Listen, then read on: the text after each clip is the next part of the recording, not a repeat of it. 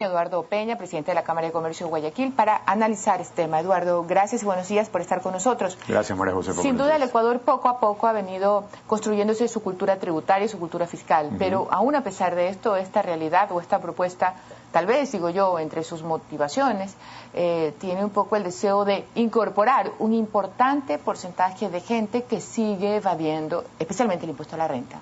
Sí. De acuerdo. Bueno, la cifra que tiene Carlos Marx Carrasco hoy es que la evasión del impuesto a la renta llega al 43%. Eso es importante, ¿no? Alrededor de 1.500 millones de dólares según sus cifras. Pero ha venido bajando de 60 y algo a 43. Ahora, si todavía hay 43% de evasión, nosotros lo que insistimos es, bueno, deberíamos trabajar más en ese 43% que en el 57% que ya estamos pagando, en el 57% que hoy estamos al día o estamos pagando impuestos activamente.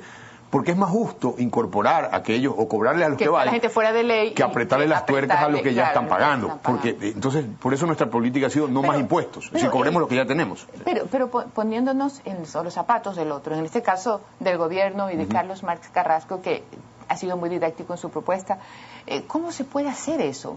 Es complicado incorporar una gente que está ya con una estructura completamente ajena a la ley, pero también compleja. ¿Cuál sería la propuesta de la sociedad civil al gobierno para incorporar este 43%? A ver, el trabajo que han hecho es bueno, de 60 y algo a 43, lo que hay que hacer es caminar de 43 a 5 u 8%, es decir, que la evasión sea mínima.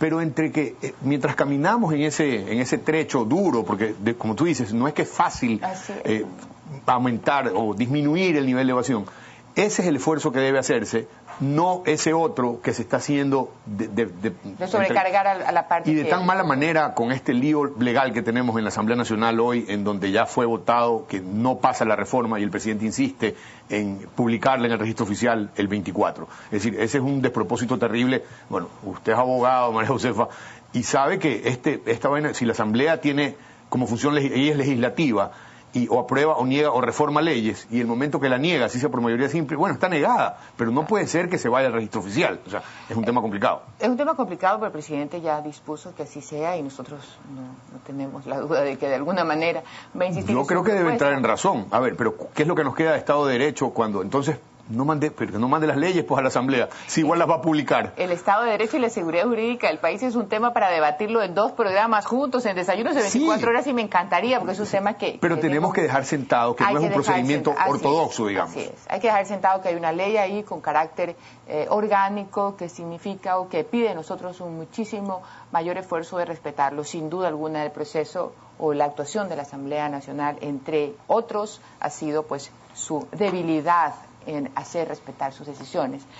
Bien, pero pongámonos ya ahora entonces del otro lado. Ya nos pusimos en los zapatos del gobierno, ahora nos vamos a poner en el zapato de la sociedad ecuatoriana cuando tenga que recibir las consecuencias de esas reformas tributarias. Si pudiéramos enumerar las más peligrosas o las más pesadas, ¿cuáles serían? Ok, primer ítem es, tenemos 20% de carga tributaria, 19.7 de presión tributaria ya ahora, sin esa reforma.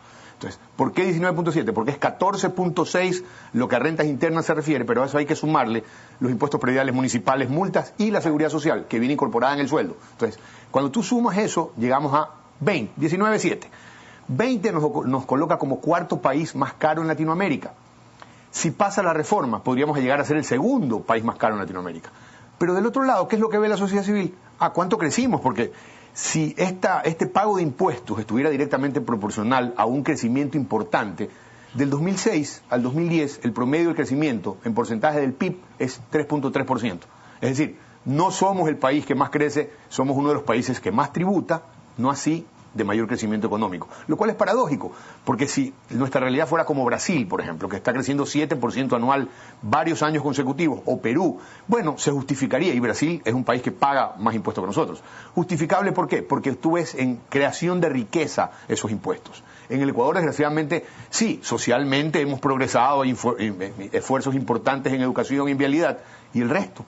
¿Por qué la estructura económica ecuatoriana no creció? Y esa es una crítica. Entonces, yendo a tu pregunta, ¿dónde nos pega? El 2 al 5%, todas las importaciones van a aumentar.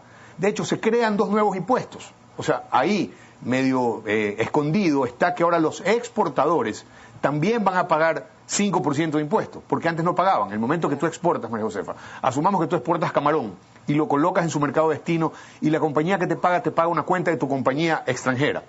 Y tú decides traer $1 millón. De esos 800.000 los traes al país porque necesitas pagar a tus proveedores locales, sueldos, salarios, energía eléctrica, etcétera. Y con los 200.000 que te quedaron decides pagarle a proveedores que tienes afuera, las cajas, los unchos, la artemia, las cosas que importas. Bueno, sobre esos pagos ahora vas a tener que pagar 5% de impuesto. Antes no existía. Entonces, ese es un nuevo impuesto con el que se graban las exportaciones. Y en realidad pareciera que solamente se graba un hecho, pero es un abanico de situaciones. Es todo. Que es todo. Sí. Que no solamente, y quién sabe, si sumando y restando bien, no es solamente el 5% que va a pagar el público o el consumidor final, sino muchísimo más. A la postre, al final del día, sumando, ¿no? Sí, bueno, en el caso de los exportadores es terrible, porque los exportadores ya de por sí han sido un poco maltratados con el tema de los tratados comerciales. Te recuerdo que no tenemos más allá del ALBA, que son Bolivia, $10 millones al año, Colombia y Perú, ahí sí más de 3.000 millones. Pero no tenemos pues acuerdos comerciales con el resto. Entonces los exportadores, hoy, un poco preocupados por eso, han empezado a emigrar. Y eso es gravísimo para el Ecuador porque hay plazas de trabajo y montones de plazas de trabajo involucradas en esa pobre política de comercio exterior que hemos tenido hasta el día de hoy. Pero volviendo al tema impositivo, ese 5% en las exportaciones además grava los créditos que tú puedas conseguir afuera para tus cuentas extranjeras de tus compañías locales. También van a ser gravadas 5%.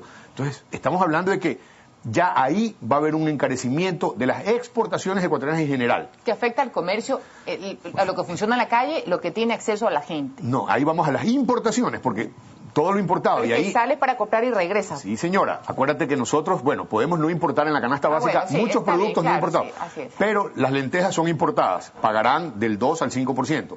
Todos los celulares, lo que decía en la nota Natalie. ¿Qué pasa? Que nosotros no producimos ni celulares, pues ni televisores, ni licuadoras. Todos esos ítems que son importados o que tienen componentes, los autos, los repuestos automotrices, te chocaron el auto, prepárate para 3% más. ¿Por qué? Todos esos repuestos van a subir de precio porque no los hacemos en el Ecuador y como tenemos que traerlos, serán gravados del 2 al 5%, 150% incremento porcentual. O sea, en esa pequeña cifra hay un montón de dinero. El 2% significó en el año 2011, va a ser algo así como $380 millones. Si tú haces la progresión, porque el impuesto de salida de divisas no ha evitado que se vayan las divisas se han seguido yendo, al punto de que hoy ese 2% significa 380 millones. En esa proyección, el 5% podría ser alrededor de 1.000 millones más para el fisco. Entonces, sí, estamos conscientes de que hay necesidades para la caja fiscal. Sin embargo, hay otras alternativas que son mucho más técnicas. Pero eso me preocupa algo. El presidente Correa es economista, ha tenido una formación académica bastante digna de respeto. Sí.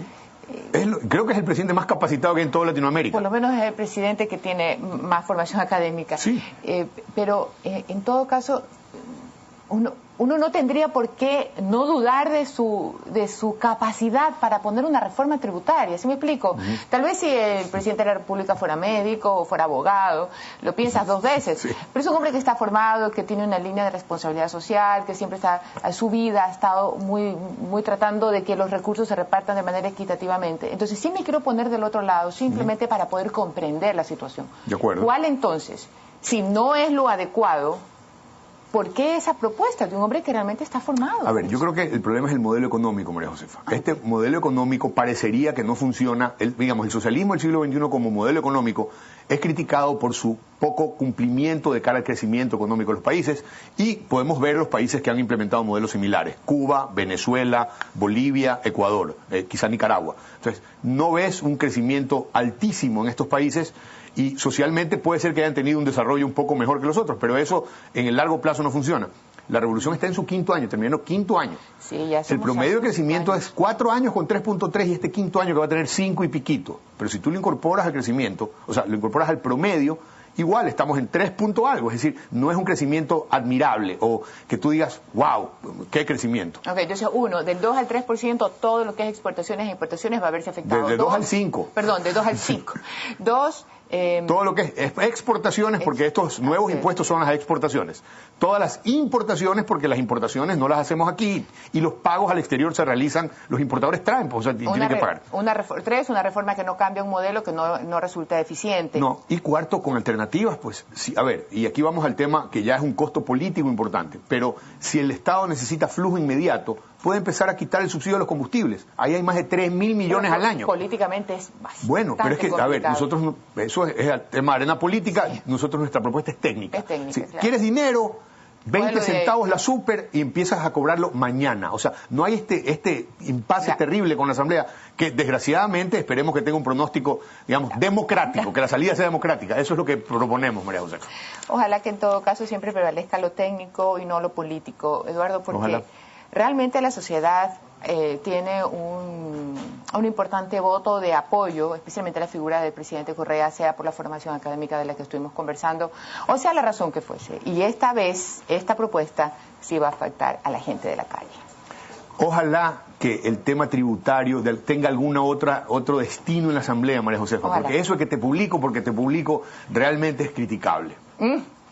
Muchísimas gracias, Eduardo Peña, presidente de la Cámara de Comercio de Guayaquil, por estar con nosotros.